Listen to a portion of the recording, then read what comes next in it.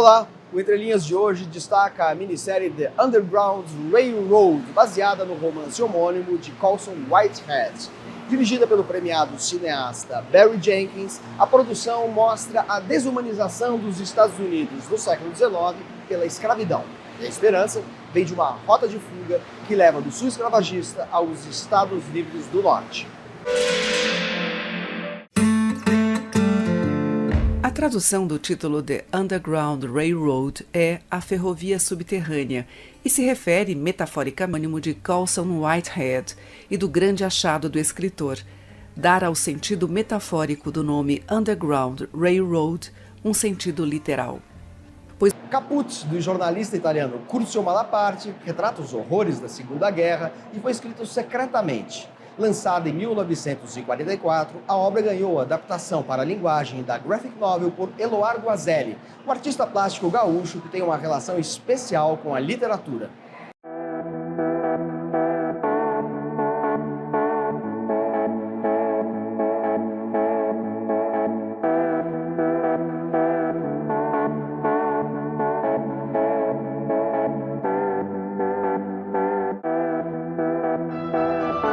Você alterna muito a relação com a literatura, Guimarães Rosa, Luiz de Azevedo, com a relação com a história, né? Como é que é essa alternância entre literatura e história? A literatura é história.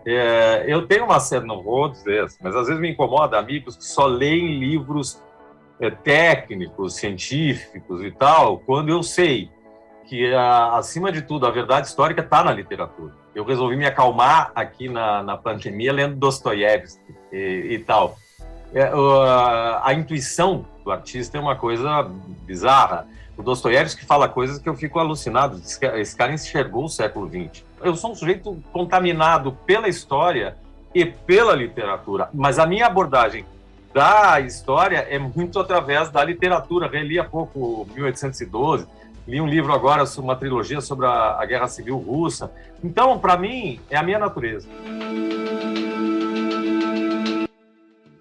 Acaba de ser publicada uma nova edição do Caput, do Curzio Malaparte, e a gente tem aqui o seu Caput, né, que é uma versão para quadrinhos ou graphic novel, não sei como é que você chama, que é incrível. Que lugar ocupa o Caput na sua produção? Caput era um desejo.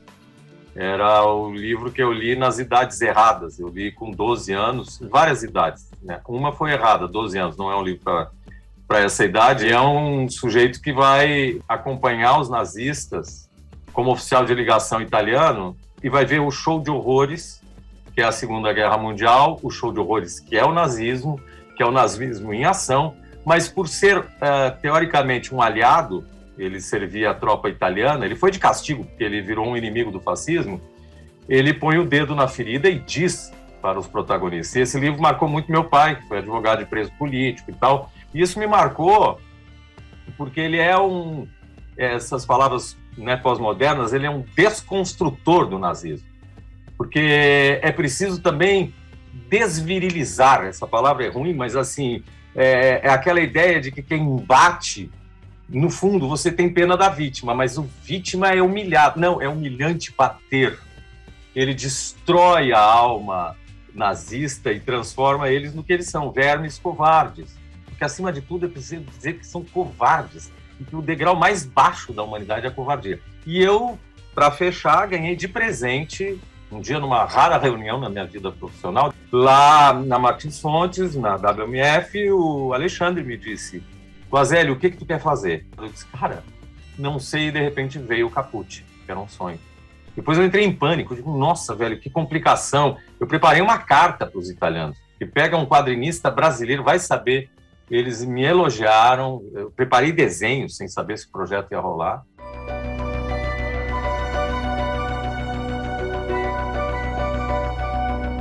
E você está lançando agora um outro livro em parceria com uma roteirista que tem a história brasileira como tema. Conta um pouquinho, por favor, desse novo livro. Essa roteirista, ela faz parte da história da literatura brasileira. Ela vai ficar brava comigo, mas a Fernanda é neta do Érico, filha do Luiz Fernando, e ela está honrando, vamos dizer, esse repertório que tem ao redor, porque ela estudou a gráfica Guarani, né, a imprensa guarani, nessa experiência extremamente interessante, fez um roteiro sensacional sobre uma batalha, a Batalha de Bororé, em que 2.000 índios guaranis, junto com um grupo de jesuítas que tinham formação militar, derrotam uma expedição de 2.000 índios tupis, porque os bandeirantes usavam as validades indígenas, e 700 bandeirantes, que são 700 piratas em terra. Militares, assim, além de cruéis, com uma formação militar, assim, de primeiríssima. Formação militar de primeiríssima e capacidade de massacrar. E eles são derrotados.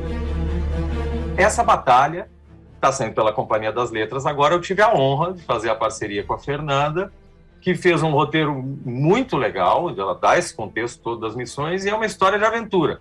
E que começa, na capa, eu tive a alegria de botar um bandeirante flechado, porque é preciso destruir esse mito da invencibilidade. Ali houve uma coisa muito importante, porque os índios não gostam da vitimologia. Vitimologia é de você colocar também no lugar para baixo. E ali eles tiveram não só uma vitória, como uma grande vitória.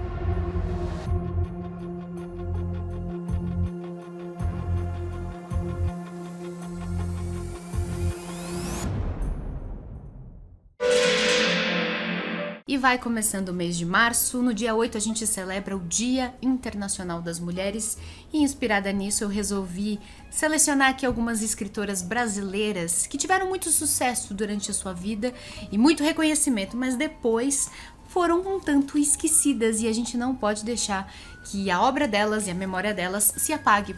Por exemplo, é o caso de Júlia Lopes de Almeida.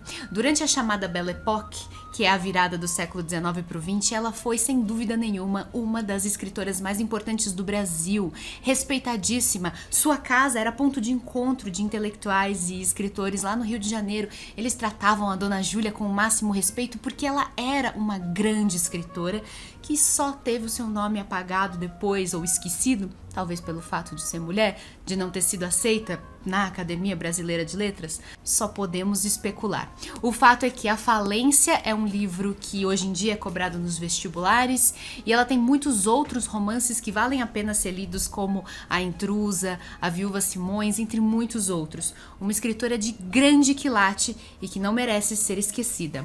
Outra escritora que também não merece ficar só lá no passado é a Carolina Nabuco. Ela podia ser lembrada só como a filha do grande Joaquim Nabuco, mas ela conseguiu escrever o seu próprio lugar na história. Ela virou uma famosa romancista cujo principal trabalho, A Sucessora, foi um grande sucesso e que se envolveu numa polêmica, até hoje não muito bem esclarecida. Aparentemente esse livro teria sido plagiado por uma escritora inglesa que escreveu um livro chamado Rebecca, depois adaptado para um famoso filme psicológico de Alfred Hitchcock. Essa é uma polêmica que eu não vou tratar a respeito hoje, mas é algo que marcou a biografia da Carolina Nabuco e só por causa disso a gente tem que ler A Sucessora, um romance psicológico interessantíssimo, só um dos romances que Carolina Nabuco escreveu. Agora, a Maria José Dupré, ela até tem a sua obra reconhecida, mas muita gente não sabe que Éramos Seis, tantas vezes adaptado para novelas, é originalmente um livro publicado nos anos de 1940.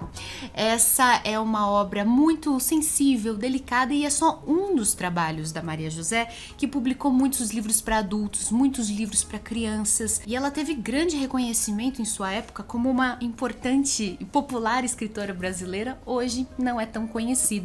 Agora, como um bônus na nossa lista, eu quero trazer uma escritora que, sem dúvida nenhuma, é a autora mais popular do século XX no Brasil, talvez de todos os tempos, e que muita gente reconhece pelo nome, Janete Claire, mas, é lógico, você vai saber, é uma autora de telenovelas, um gênero também de escrita, uma forma de expressão artística muito popular no Brasil, e pouca gente sabe, mas Janete também fez as suas experimentações na literatura. Esse daqui, Nenê Bonet, é um romance publicado por ela na década de 1970. Nós devemos conhecer o trabalho de Janete também como romancista e jamais cair no erro de considerar a literatura uma forma de arte superior ao folhetim. Tanto é assim que Janete foi reconhecida por ninguém mais, ninguém menos que Carlos Drummond de Andrade como grande escritora, ou como ele dizia, como usineira de sonhos. Então vamos ler mais mulheres brasileiras neste mês das mulheres e também durante todas as nossas vidas. Um beijo a todos, a gente se vê no próximo vídeo. Até mais!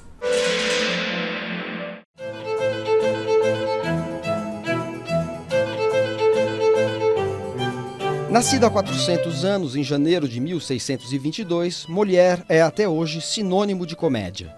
Mas o riso produzido por peças como O Burguês Fidalgo ou O Doente Imaginário vai além do simples efeito cômico de tramas recheadas de figuras ridículas. Duplo de ator e dramaturgo, Molière satirizou os costumes e as hipocrisias de seu tempo, criticando a avareza, a cobiça e as manipulações dos poderosos. Tanto é assim que O Tartufo, uma de suas obras-primas, foi proibida por Luís XIV.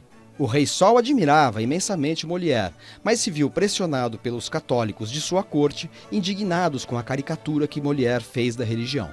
Na peça, Tartufo é um diretor de consciência, ou seja, uma espécie de guia espiritual laico que orientava famílias ilustres a se adequarem à moral cristã. Por trás da imagem piedosa de Tartufo, porém, se esconde um dissimulado oportunista, que não hesita em cortejar as mulheres da família e buscar toda sorte de benefícios pecuniários.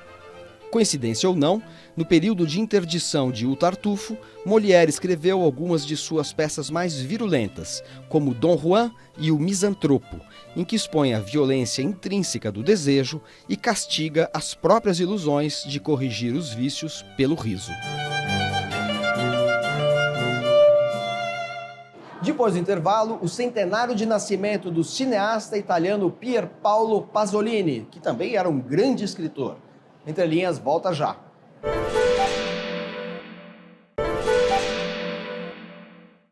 Pier Paolo Pasolini nasceu em março de 1922 na cidade de Bolonha, mas cresceu na região do Friuli, norte da Itália. Ele é mais conhecido no Brasil como diretor de cinema, mas em seu país natal ocupa lugar de destaque como escritor intelectual controverso, à frente de seu tempo. A gente conversou com o premiado tradutor Maurício Santana Dias sobre a obra literária de Pasolini.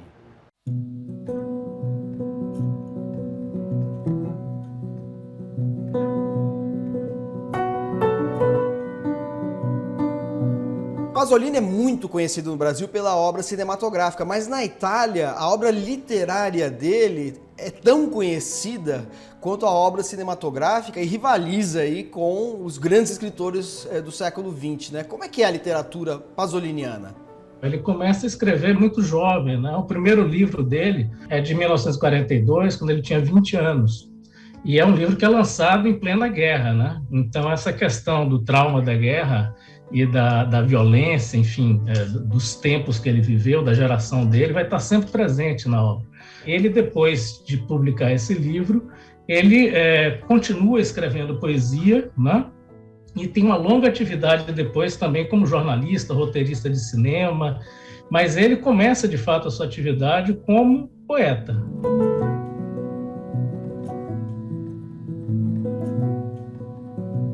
A poesia dele vai se transformando ao longo das décadas, né? Eu diria que ele começa com uma relação muito forte com a poesia lírica, subjetiva, falando da memória, da infância, da morte, e progressivamente ele vai adotando formas que vão se aproximando de uma poesia mais narrativa. Eu diria que, digamos, As Cinzas de Gramsci, que é de meados dos anos 50, ali a gente já vê um Pasolini que escreve, inclusive imitando o estilo da terça rima de Dante, né? O poema é todo escrito nessa forma, tercetos, mas sem aquele rigor da terça rima de Dante, mas inspirado em Dante, em que ele vai fazer uma meditação sobre o seu tempo. A fase final de Pasolini já não temos mais propriamente versos, e não temos distinção entre prosa e poesia.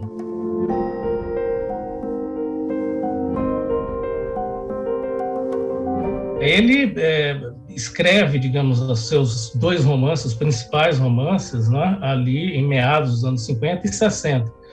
que é Ragazzi di Vita e Una Vita Violenta.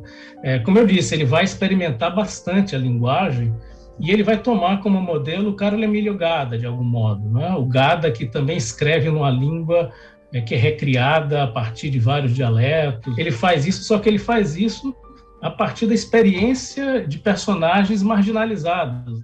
Finalmente ele chega ao cinema com A Katona em 61, né? Na direção agora, e vai ter essa carreira muito ampla, né? De vários filmes, de várias experimentações formais. Como intelectual público que foi o Pasolini, ele chocou a direita e, de alguma maneira, desagradou a esquerda. Por quê? Ele sofreu processos, inclusive, a vida inteira, né? Vamos lembrar que ele foi do Partido Comunista Italiano, foi expulso, inclusive, do partido, acusado de pedofilia, mas nunca deixou de ter uma relação muito forte com a esquerda italiana, né? E, ao mesmo tempo, era uma figura de contestação da burguesia, da sociedade burguesa, da sociedade de consumo que estava se formando na Itália. Porque ele pega justamente o período da Itália que passa de um país agrário para um país industrializado, de cultura de massa, né? E o Pasolini está sempre muito atento a isso, né? Essa homogeneização, como ele chamava de homologazione em italiano, né? Curiosamente, ele sendo homossexual, um intelectual engajado e de esquerda, no entanto, ele também era profundamente católico, ou pelo menos cristão, de um cristianismo talvez primitivo, dos pobres, ligado aos primeiros cristãos e não à instituição da igreja, né? Como é que se relaciona esta crença religiosa com a estética e com a atividade pública dele? Ele tem uma visão do sagrado muito forte. Essa relação do sagrado e com as culturas tradicionais, né? Com os mitos. E isso vai fazer com que o pensamento dele comunista remeta a esse cristianismo primitivo. Tanto é que ele vai fazer o Evangelho segundo Mateus, né? No início dos anos 60, que é um filme que tem enorme sucesso e ganha um prêmio, inclusive, da própria igreja.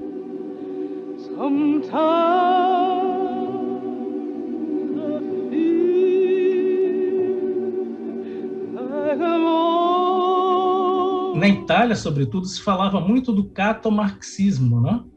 O catolicismo e o marxismo. Então, são presenças fortes na cultura do Pasolini. Eu diria que é mais que propriamente a religião, o pensamento sobre o sagrado, né? E a morte do Pasolini, Maurício, que é um dos acontecimentos mais obscuros e controvertidos da vida pública italiana do século XX. Ele foi assassinado por razões políticas, por homofobia, as duas coisas juntas. Esclareceu-se o motivo da morte e o assassinato do Pasolini? Inclusive há uma série de investigações, filmes, documentários, relatos em torno da morte dele, virou um caso. Mais simbólico é o fato de que se extingue uma voz que incomodava muita gente, né? Provavelmente houve motivos políticos também, né? Mas a gente não pode afirmar 100%. Pode ter sido também uma briga entre amantes no meio de uma madrugada em Austin, né? Mas que havia vários interesses na supressão da voz do Pasolini, sem dúvida que havia.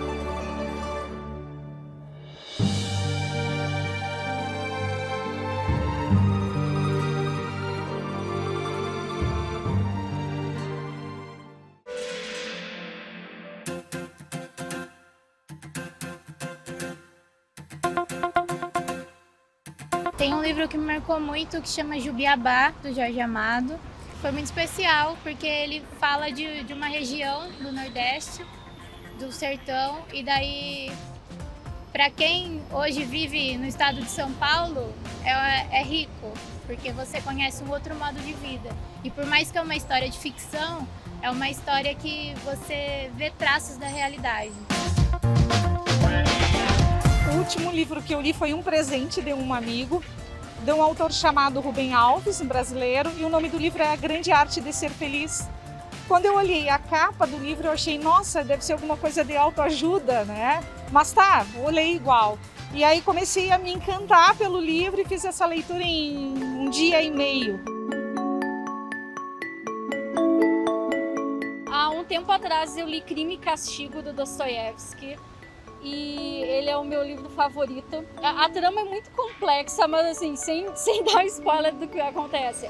Tem esse estudante de direito, que ele é o protagonista, e ele está passando por uma crise financeira, ele tem problemas de depressão. E enquanto ele perambula pela cidade tentando decidir o que ele vai fazer da vida dele, como ele vai resolver esses problemas, ele resolve que ele vai assassinar uma conhecida dele, tá? Que faz parte da trama, assim, mais ou menos. E o livro inteiro vai ser um mergulho no psicológico do protagonista, no raciocínio e na lógica dele, no que fez ele decidir cometer esse crime. O livro que eu li que mais me marcou foi Memórias de Minhas Putas Tristes, que é do Gabriel Garcia Marques, que conta a história de um escritor que, ao completar 90 anos, ele pede para encontrar uma virgem. Só que durante todo o livro ele não chega nem a falar com ela pessoalmente. Enquanto ela dorme, ele lê O Pequeno Príncipe para ela, lê outros livros, leva quadros, fala com ela sobre os quadros, seus autores, e me fez ter uma visão muito diferente do que é o amor, e que nem sempre ele vai acontecer de fato.